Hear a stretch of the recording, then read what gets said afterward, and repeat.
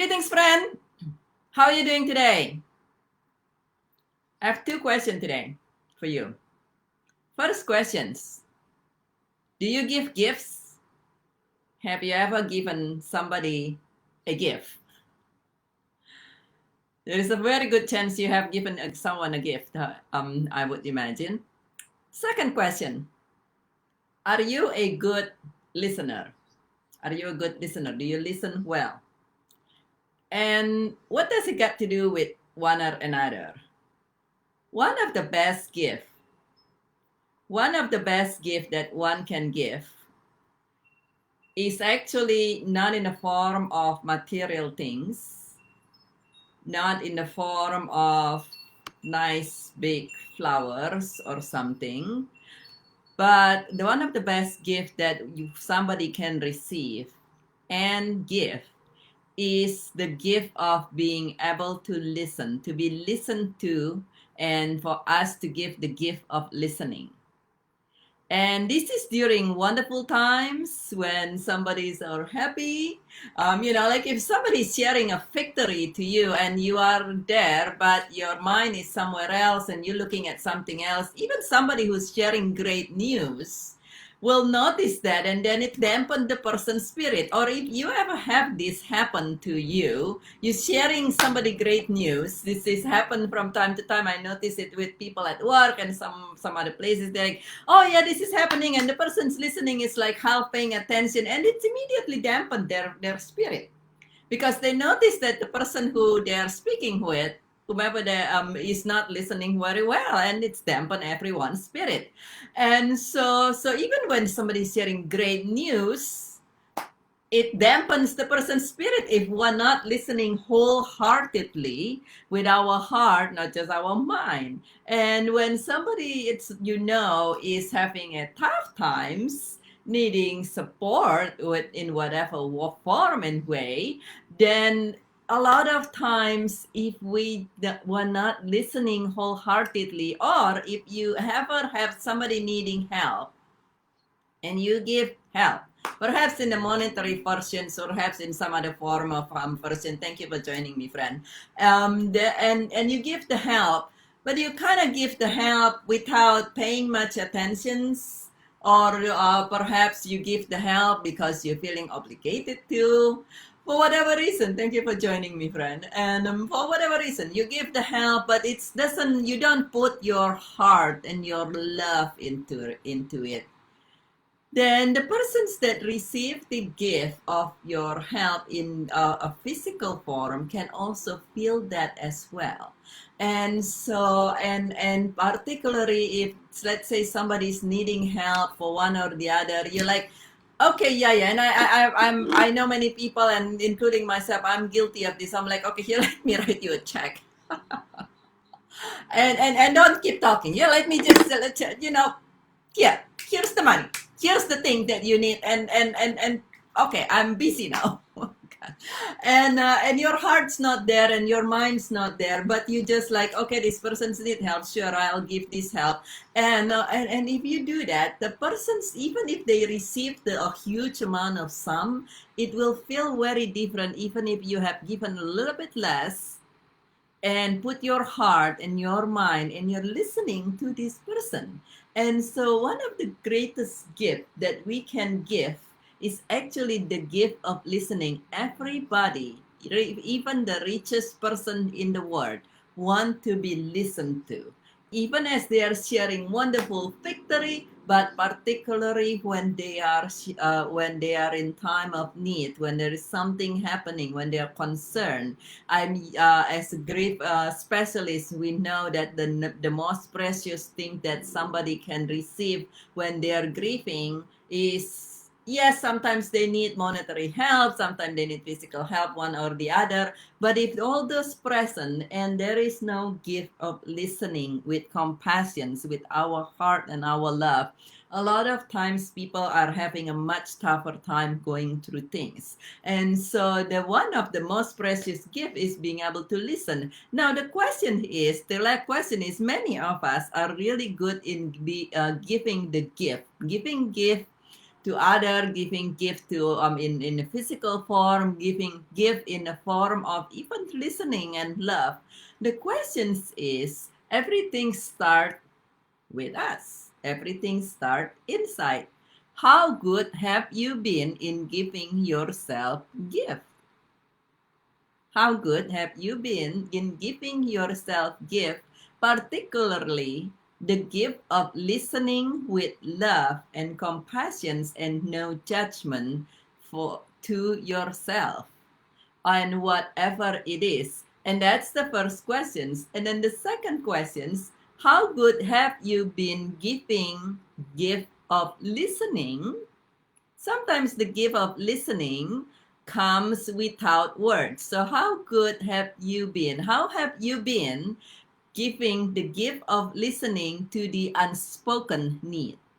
Is another way we can also give and help others have peace of mind and more ease.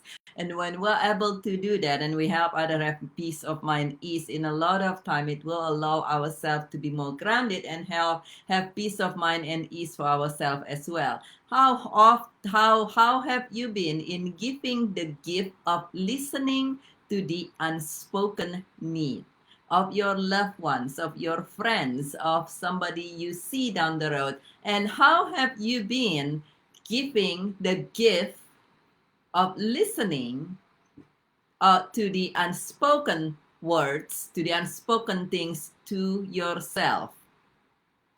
Sometimes there is a part of us that in our life that needed more attentions. Perhaps our health, perhaps our relationships, perhaps our work, whatever it is. And with ourselves, unless we listen to our intuitions or I listen to our inner critics, a lot of times in our life, things speaks to us not in the form of words. Perhaps you have been feeling a little more ache in your back. Perhaps you have been feeling this naggy feeling of, the relationship's just not exactly the same anymore. Perhaps you've been feeling something else. How have you been listening? How have you been giving the gift, the most precious and one of the best gift of all, the gift of listening to yourself, to the unspoken thing? And a lot of time when we're able to give the gift of listening, not just to the spoken word, but the gift of listening to the unspoken things, that's actually, and we act on that. We don't just listen, but we're also able to act on that. That's actually when we're able to have peace, more peace of mind and ease, because we listen. Life, a lot of times, has very subtle sign to us when it's trying to help us to change. And others in our life, others in our relationship, whomever we interact, many times before somebody say, I am upset, before somebody said, I am unhappy, before somebody said, I need this and I need that, a lot of time it's their behaviors preceded whatever it is that they're eventually going to say to you. And so if we practice, and it's a practice that can be done, we practice being up leveling our astuteness. Is that a word? If we practice up leveling ourselves on, thank you, friend, being able to be more astute and listen to others' unspoken need, then many times we will be able to catch when somebody needed something. We will be able to catch ourselves when we needed something, and naturally we will be able to, if we respond to that, we will be able to avoid, to prevent conflicts, misery, and trauma, and on and on and on, and be able to have more ease and more peace of mind. And then there is another part of giving. Just like if you were to give to yourself, when we give to others, the best type of giving is to give, if you give monetary and things like that, to give unanimously, but also to give with no expectation. Sometimes we give with a string. And we said, okay, we'll listen to this and we'll do this. But do you do that if you give to yourself? And there is a saying, do unto others what you would do unto yourself. And so if you give with a string to yourself, well, that's interesting. And you might be going into this kind of like hamster wheel of chasing to the nowhere land. But a lot of time, if we give out to ourselves, we just simply want to be able to feel better. And so we want to be able to give without a string. We want to give just to give. It's not that, okay, I listened to you this time and I noticed you doing this and I sure hope that you'll do the same thing with me. I give you flowers and I called you, well, you haven't called back and you definitely have not given me flowers. Therefore, my expectation is not met. When we give in that way, then it's actually a lot of time that eventually will give a lot will cause us to have constraint because it's not true giving. When we give with pure infinite love, the infinite love doesn't has a limit. It's not such as, the tree doesn't say, or the air that you are breathing, it doesn't say, hey, if you inhale me this many times, I'm gonna start counting. Or the moon doesn't say, hey, if you enjoy my full moon that many times, I'm gonna start asking for you to pay. Last I know. And so life gives us life without asking back. And so when we truly want to give the best gift, which is the gift of listening and responding to that, we listen and respond without attachment, without a string. Whether it's to others in particular, when you do that, but as well as to yourself. And we're talking about how to bring extraordinary result this week. We've been sharing about how to bring in extraordinary result to your life, to bring miraculous results sometimes to your life. And one of the way that this book called The 12 Conditions of Miracle, coincidentally, step number 5 is actually to give wholeheartedly with no attachment, no string, no expectations, and to give your time, to give your you can give monetary, but also the particularly depend on what it is that you would love to have extraordinary result. If what you would love is to have more better relationship, better health, why not give the same in whichever way? Not all giving. Sometimes when we hear about giving, we say, well, yeah, easy for you to say, I don't make that much money. But a lot of times giving doesn't involve money. Through giving, a pure heart giving actually has very little to do with money, because we definitely know we can give money to somebody,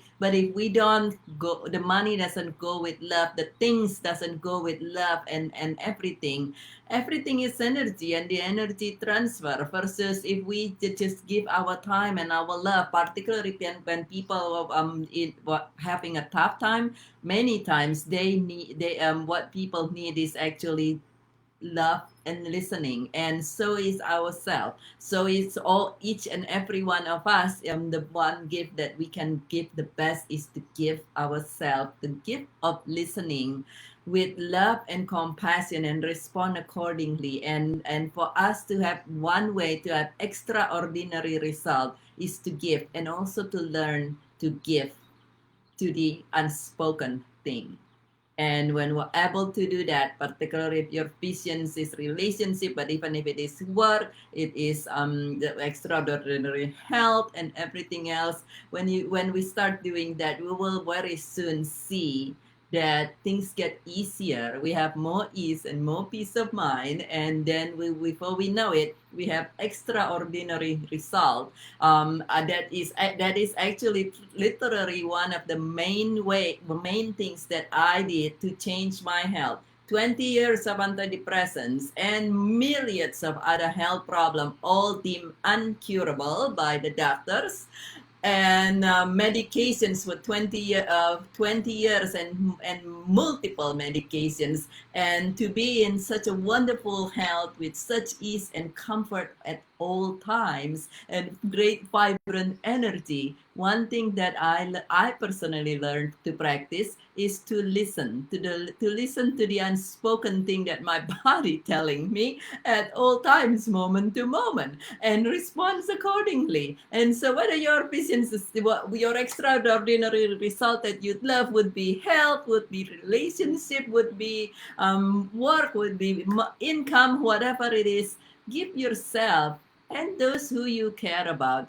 the gift of listening, and listening with true listening with love and compassion, and respond accordingly. And then you will see that you'll have more ease, more peace of mind, and more joy, as your extraordinary result will arrive before you even know it. And this is Bridget with From Grieving to Joyful Living. I thank you very, very much for joining me today, and for investing this time for yourself and for your growth and for your ease and peace of mind. And I hope you have a wonderful rest of your day, your evening, and your weekend. And I look forward to see you again very, very soon.